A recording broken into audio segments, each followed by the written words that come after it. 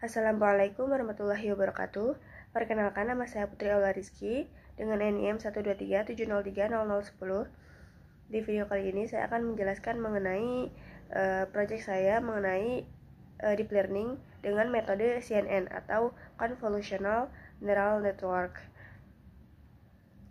Nah, apa itu CNN? Pertama, CNN itu kan Convolutional Neural Network. Itu tuh adalah salah satu metode deep learning khusus dirancang untuk mengenali pola visual gambar dan juga khususnya gambar gitu. Kayak tepi objek atau tekstur, terus juga kayak bentuk dan struktur yang kompleks gitu dari suatu foto atau gambar gitu. Nah, karena CNN cocok untuk pendeteksian gambar, jadi saya menggunakan konsep CNN tersebut untuk mengklasifikasi gambar dari tumor dan atau tidak tumor pada otak gitu. Selain itu, CNN juga biasanya cocok untuk pendeteksian wajah, terus cocok juga untuk pengenalan objek kayak mobil, hewan, bunga dan lain sebagainya gitu. Secara sederhana, CNN itu kan punya metode kerjanya atau prinsip kerjanya. Kayak alur kerjanya itu kayak ada input layer, misalkan kayak ukuran gambarnya. Untuk ada suatu, kan kalau misalnya kita ada warna kan RGB, itu tuh kita tuh tapi biasanya ada ukuran gambar tetap kayak misal 224 dikali 224 dikali 3 gitu. Terus biasanya ada layernya juga, karena tadi ukuran tetap gambarnya itu sebagai inputnya, maka nanti ada convolutional layer, atau biasanya itu kalau di kode program atau di program itu ada v 2 dimensi. Nah, seperti itu biasanya untuk mendeteksi fitur visual yang kayak garis, terus tekstur, sama kayak pola tumornya juga kalau di bagian klasifikasi brain tumor ini. Convolutional layer juga biasanya untuk menggunakan filter atau kernel yang digeser pada gambar. Terus outputnya juga nanti disebut kayak ada feature mapnya gitu. Terus nanti bakalan ada yang ketiga, bakalan ada activation function dari ReLU yang fungsinya itu untuk menghapus nilai negatif nilai negatif supaya proses dari kasih gambarnya itu lebih efisien gitu. Terus kemudian nanti ada max pooling 2 dimensi atau pooling layer yang fungsinya itu untuk mengurangi ukuran data tapi tetap mempertahankan fitur yang penting. Walaupun datanya kecil, tapi fitur-fiturnya yang penting itu tetap dipertahankan supaya prosesnya itu cepat dan menghindari overfitting, biasanya sih gitu. Terus juga ada flatten layer yang ngubah hasil 2 dimensi jadi vektor gitu. Nah, yang terakhir ini tuh ada fully connected layer atau dense disebutnya, untuk memproses hasil akhir untuk klasifikasinya. Terus menghubungkan semua neuronnya itu nanti jadi ke output gitu. Nah, yang penting juga yang terakhir itu ada output layer, kayak ada sigmoid, nanti di kodenya bakal bakalan ada setelah saya menjelaskan ini. Nanti itu bakal menghasilkan nilai 0,1 0 sampai 1. Misalkan 0,5 itu tumor, kurang dari 0,5 itu non tumor. Terus proses kerja dari sistem klasifikasi tumor otak secara sederhana ada 5. Ada input data, preprocessing, labeling, speed data, training model. Tapi di sini ada input data, terus ada import data, terus yang kedua itu ada kayak labeling, terus yang ketiga splitting, yang keempat ada training, yang kelima ada final gitu yang buat kita masukin ke pokoknya uji coba yang terakhir itu yang di 5. Kemudian di sini saya menggunakan Google Colab, yaitu untuk membuat sistem sederhana dari CNN ini. Yang pertama saya memasukkan library yang saya butuhkan. Di sini ada OS. Biasanya di Python itu bawaannya kalau OS tuh Terus kemudian ada from fill import image. Ini tuh fungsinya untuk membuka dan memanipulasi gambar kayak resize atau terus juga ada convert ke RGB. Terus kemudian ada import numpy as np, itu untuk operasi array atau yang numerik gitu, biasanya untuk misal kayak normalisasi data gambar dan label. Terus kemudian ada matplotlib, ini untuk menampilkan visualisasi gambar atau data, karena nanti kan di training model tuh bakal ada grafik, jadi itu tuh salah satu fungsi dari matplotlib. Kemudian ada TensorFlow. Di sini TensorFlow itu agak panjang. TensorFlow ASTF, terus from TensorFlow sampai baris ketiga yang from itu masih bagian dari TensorFlow yang fungsinya itu kayak di sini ada sequential. Itu tuh untuk model CNN berlapis linear, terus ada 2D layer konvolusi untuk ekstraksi fitur dari gambar. Itu yang tadi udah dijelasin kan, kalau misalkan training model tuh bakalan ada banyak layer untuk hasil yang maksimal gitu. Terus kemudian ada pooling 2D, itu untuk menurunkan resolusi fitur atau mengurangi dimensi yang tadi tanpa menghilangkan fitur penting gitu. Terus flatten, mengubah data 2 dimensi jadi 1 dimensi vektor. Dense yang fully connected layer untuk klasifikasinya. Terus yang dropout, ini ada drop path belum dijelasin tadi, itu untuk mengurangi overfitting dengan mengabaikan kayak neuronnya itu secara acak pada saat training gitu. Kemudian ini ada import CV2. Ini tuh umum digunakan untuk manipulasi gambar atau video dengan OpenCV biasanya. Kalau misalnya kita pakai Python itu, kalau misalnya kita ngambil dataset, ini tuh berguna untuk buka webcam terus atau dari kamera laptopnya. Di sini ada import warnings, filter warnings dan seterusnya. Itu tuh untuk membunyikan peringatan kayak supaya output yang kita lihat tuh nanti lebih jernih atau lebih bersih gitu. Kemudian import IO, ini fungsi yang ada di Google Colab untuk download atau upload file langsung dari collabnya gitu. Kemudian yang pertama di sini langsung kita masuk ke bagian import data. Di sini ada udah dibuat kodenya juga dan udah dicoba sama saya. Untuk yang pertama dia ada dev load image directory. Di sini fungsi untuk membaca gambarnya, karena kan harus dibaca semua file dari folder, dan kita tuh harus mengubah, karena saya menggunakan 224 kali 224 pixel untuk kayak biasanya saya sependek pengetahuan saya CNN itu tuh ukuran standarnya segitu. Terus juga di sini untuk mengkonversi format ke RGB juga atau RGB yang bagian sebelah sini, dan ini untuk konversi ke RGB. Nah, kemudian yang selanjutnya untuk normalisasi ke rentang nilai 0 sampai 1 dan menyimpan gambarnya dalam list gitu.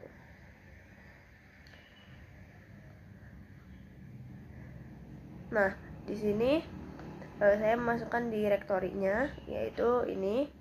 Yang yes itu adalah yang ada tumornya, yang no itu tidak ada tumornya. Karena bisa dilihat gitu, saya udah punya datasetnya untuk sebagai data yang nantinya bisa digunakan ketika mengidentifikasi tumor yang kita mau identifikasi gitu. Kemudian di sini ada fig aksesnya juga sama gitu untuk memvisualisasikan data. Yang pertama di sini ada angka 5. Itu tuh fungsinya untuk menampilkan 5 gambar tumor dan 5 gambar non tumor sebagai sampel dari datasetnya gitu. Yang bagian sebelah sini. Makanya di sini ada gambarnya. agak nge-lag ya.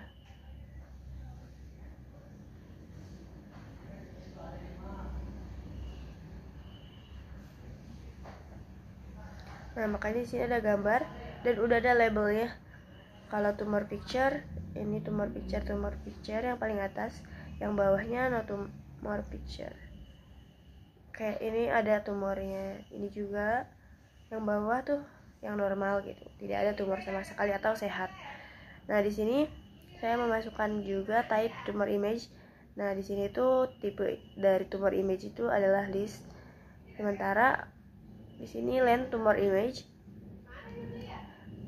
berapa banyak itu yang foto data tumor image itu ada 155. Kemudian yang non tumor image-nya itu ada 98. Kemudian bisa juga langsung tanpa harus pakai land atau type itu untuk melihat tumor image-nya itu seperti apa. Nah, di sini bentuknya itu udah array gitu atau sebuah angka.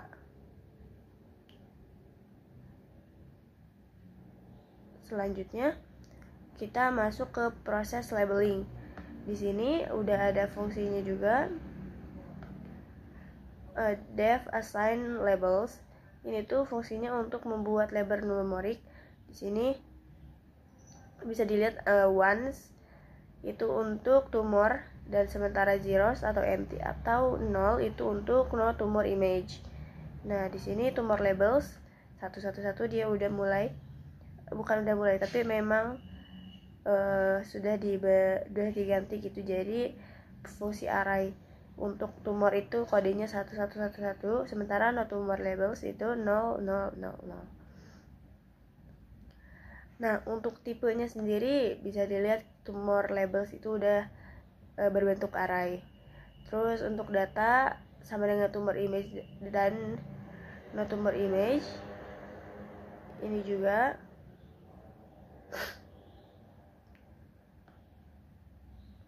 untuk gambar dan label digabungkan jadi satu dataset.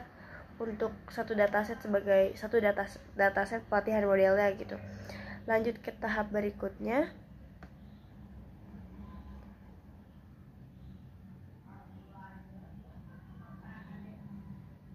Nah, ini masih yang tadi sama. Jadi disatuin si datanya untuk sebagai dataset nanti kalau misalkan kita latih. Nah, ini tuh merupakan format RGB tadi dan bentuknya 224 3. Kemudian proses yang ketiga atau splitting data. Yang pertama, saya mengidentifikasikan X sebagai np.array data, kemudian Y-nya itu sebagai labels.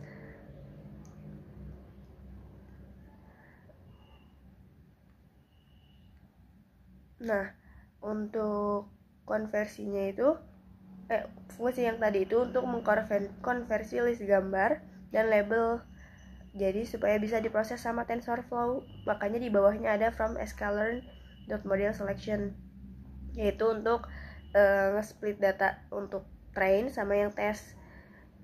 Nah, di sini tuh bisa dilihat gitu, ada angkanya, ada angka 0,2. Mana ya?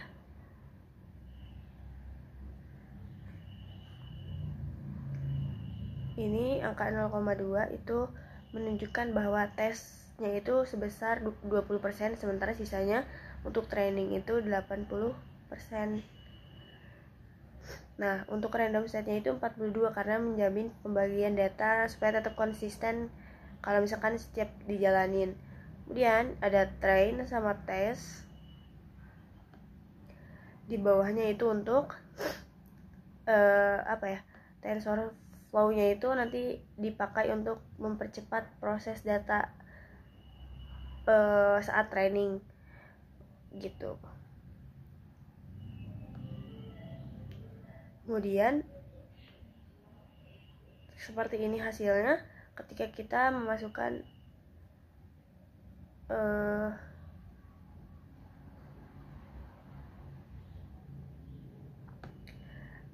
labelnya, dan ini hasilnya gitu. Label 1.0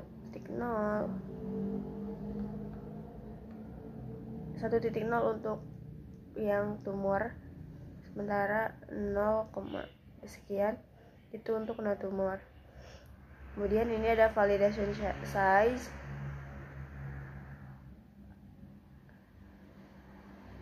Untuk ini sebenarnya bukan validasi aja, tapi kayak ada batch-nya juga, karena kan butuh untuk membantu mengelola memori sama mempercepat training. Kayak misalkan 32 gambar per batch, terus sama validasi diambil dari sebagian kecil data trainingnya gitu. Kemudian ini kan 32 berarti yang tadi telah disebutkan juga seperti itu.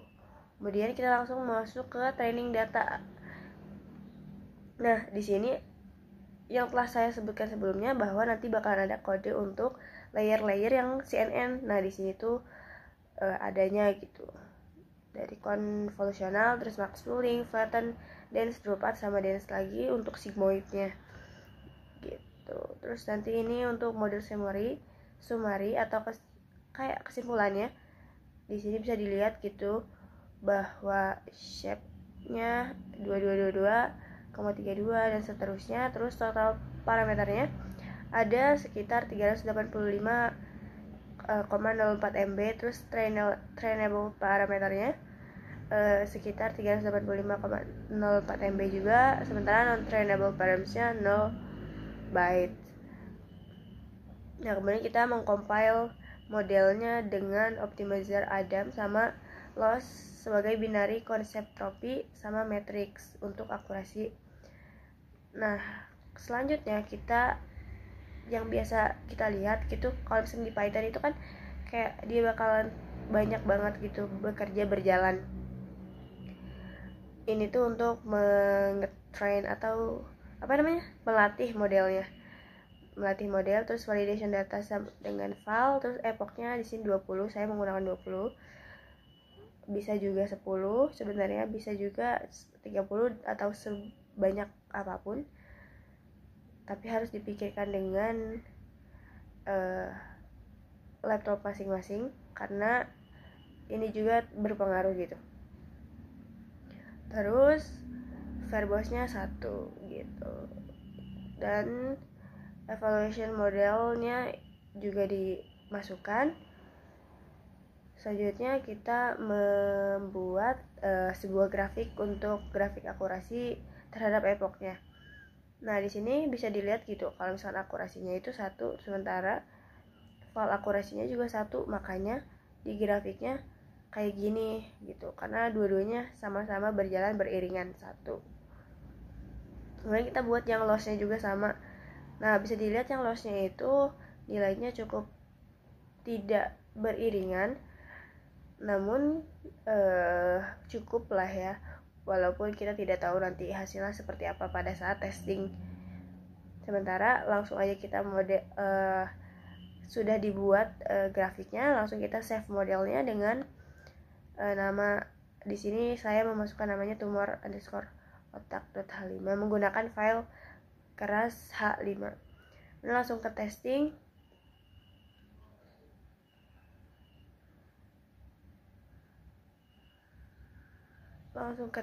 Ini untuk ini mengload atau mengupload modelnya. Terus nanti ada pertama nanti kita ngupload model, terus nanti ada kita juga bukan kita tapi sistem langsung memprediksi image atau model yang tadi. Nanti kalau bisa disesuaikan dengan dataset, kalau misalkan dia nilainya lebih dari 0,5 berarti dia ada tumornya. Selain itu berarti no tumor detected. Di sini bisa dilihat. Kemudian ini untuk files uploadnya, bisa kita lihat langsung dijalankan. Kita choose file.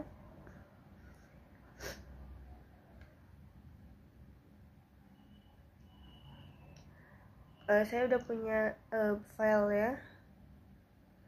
Juga di sini mungkin saya akan masukkan ini.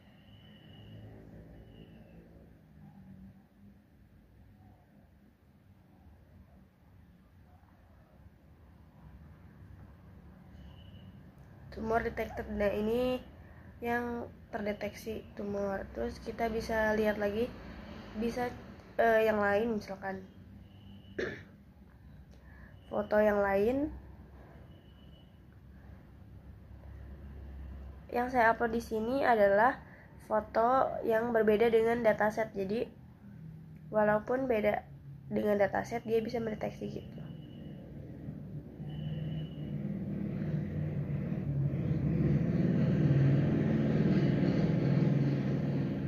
Ini juga tumor terdeteksi. Coba kita cari-cari foto yang lain.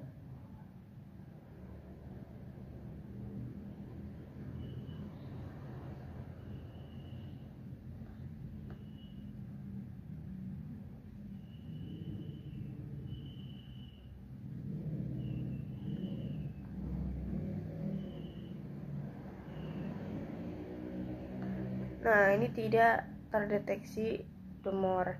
Mungkin segitu saja yang dapat disampaikan. Terima kasih. Wassalamualaikum warahmatullahi wabarakatuh.